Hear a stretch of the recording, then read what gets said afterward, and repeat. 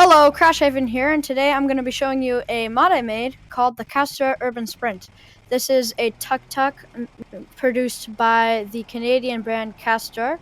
It is a small little thing. It's very small. The mod is based off of the Abishu pigeon, so you can see that bit of frame is actually from the widgeon, but all the components and stuff is all from the pigeon. The engine is located just right here, in between, right where your legs are, so that'll probably hurt if you touch that metal. It'll probably be pretty hot. Probably should maybe put some ventilation in that model, but this mod will be out soon. By the time you're watching this, or soon afterwards, I'll post it in the description. There is 5 configurations: the luxury, the fleet taxi, heavy duty, and stabilizer, and the base, which is what I'm in right now. The 3D model of the tuk-tuk is from Sketchfab, but heavily edited for BeamNG. I did all the interior and a bunch of different components like the headlights, taillights, part of the bumper. I will have a link to the creator of the 3D model from Sketchfab, but I don't have it off the top of my head, so I'll just put a link down below in the description where you can also like the video and subscribe. Now, the base model, I'm pretty sure it's a 550cc engine, so pretty slow, just the same one as the Pigeon. Now, the luxury has a 1500cc, I believe. It's pretty fast. So let's just go up here. It's a very tippy vehicle because in the normal Abishu Pigeon, there's bodywork created around the wheel. So if you tip a little bit, it just hits the bodywork and you don't have that weird center of gravity. But this has nothing there. So it just tips right over if you turn like literally above 20 kilometers an hour. I have no idea what that is in miles. I'm Canadian. And I'm going to take a sip of this root beer. Oh, crap. Yeah, I think I like root beer too much. Alright, it isn't stopping, Now let's just get around here. I like throwing stuff down this hill, and I think a lot of people do. This is a very good spot to destroy vehicles. Now, the J-beams on this, or the crash model, is not the best right now, due to the fact that this is my first mod, actually technically second, but this is the first one I've done J-beams for. If I go to the luxury, which is basically the only other interesting one besides the stabilizer, which I'll check out in a little bit, because the fleet tax and the heavy duty, they're basically just the base model, but with some more heavy duty parts and different rims, because it's hard to think of configs for this thing, and it's because it's such a simple vehicle, because it literally only has 3 body panels technically. The seat, which is the bench seat I'm sitting on right now, even though I'm in the relative camera right now.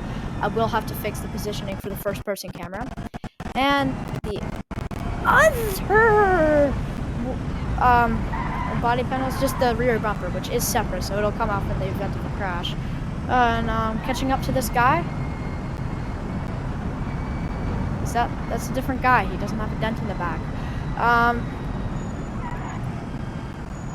Okay, I did not mean to do that, because this thing handles terribly.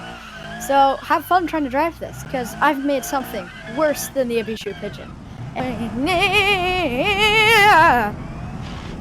I think I just joined the opera there while I was crashing. Well, now you can see a little bit of that. Okay, that is not great looking. If you crash a little lower of a speed, it doesn't look quite as bad, I promise you. That's just a weird crash. Most vehicles would totally glitch out during that. But I am working on the J-beam, so don't worry. The mod will be updated and hopefully look a little better than this monstrosity here. Huh. Yeah, it's not great looking. Alright, now let me switch to the stabilizer. Now, there's not much to the stabilizer, it's just the normal... Oh, crap, almost spilled my root beer. It's basically just the normal Abishu Pigeon, just with like the stabilizer piece. So if I just load it, and I go into the free cam, you can see it's literally just the normal stabilizer, slightly extended so they fit the body a little better. Got some nice silver wheels and body colored poles there. Let's continue. Now, I haven't really tested out the stabilizer much.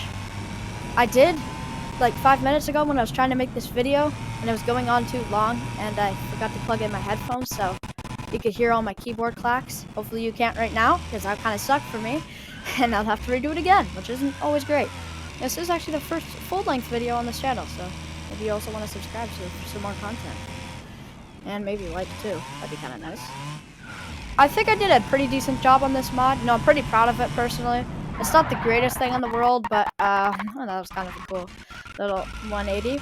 Wasn't great, but who cares? Kind of cool. This thing is still a work in progress, but I do have like all the gauges working and stuff, even most just from the default Shoot Pigeon. I have a couple issues with it, but other than that, it's working out pretty well. See if we can get this thing to tip. The stabilizer. Whoa! That didn't work. Well, it didn't technically tip. I mean, I didn't keep my control. We'll just ignore that I'm getting out. See, I told you. It isn't quite as bad looking from a slow crash. No, it doesn't look half bad here. Even though I'm Canadian, I don't know why I decided to make this a Canadian brand, because this thing would not be great in the snow. Probably be terrible. Probably get stuck immediately.